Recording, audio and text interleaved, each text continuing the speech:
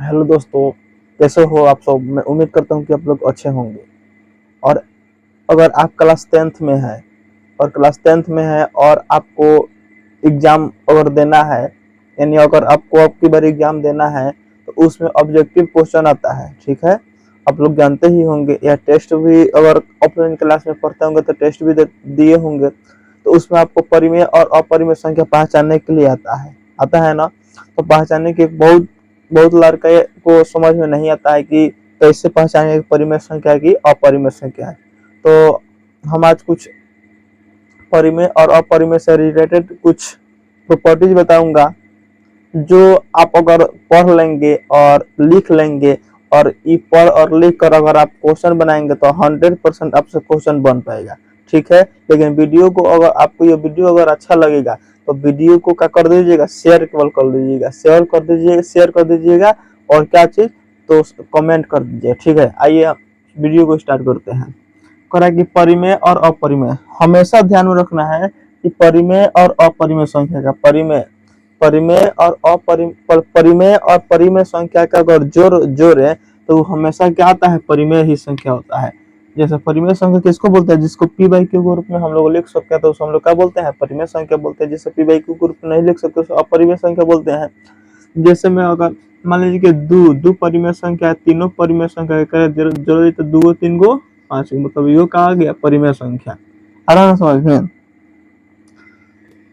कौन दुनिया का कोई भी परिमेय संख्या लेकर अगर ओकर के जोड़ल जाए, दोनों के दो परिमेय संख्या कर जोड़ल जाए तो हमेशा वो परिमेय ही संख्या आएगा।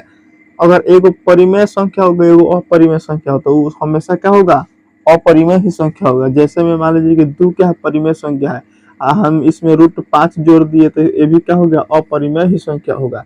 दुनिया का कोई भी संख्या लीजिए, एगो उसमें अपरिमेय होगा, एगो परिमेय संख्या होगा। और जब दोनों को जोड़ेंगे तो उसमें क्या होगा, अपरिमेय ही संख्या आएगा। जैसे समझ में आ रहा होगा।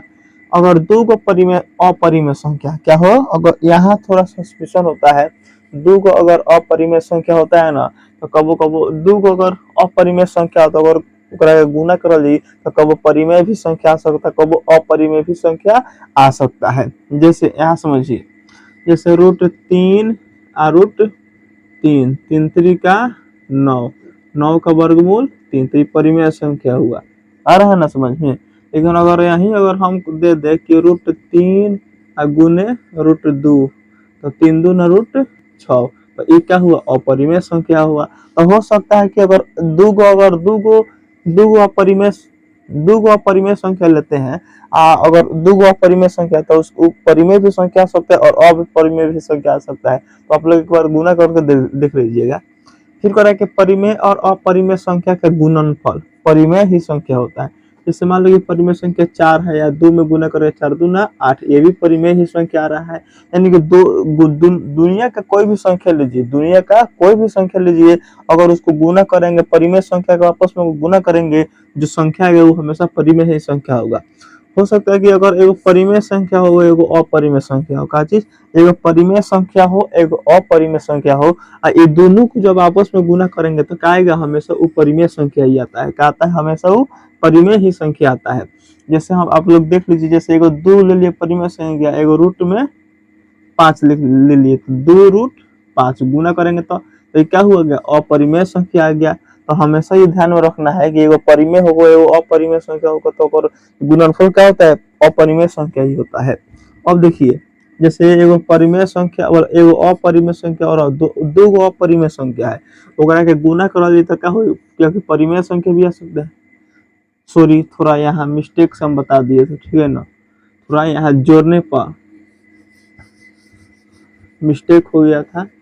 यहाँ जोड़ने पर अगर दो अपरिमेय संख्या तो उसको जोड़ेंगे तो परिमेय भी संख्या आ सकता है और अपरिमेय संख्या। जैसे 2 प्लस √3 एक जोड़ा तो यही न हुई, तो मतलब अपरिमेय संख्या ही हो सकता है।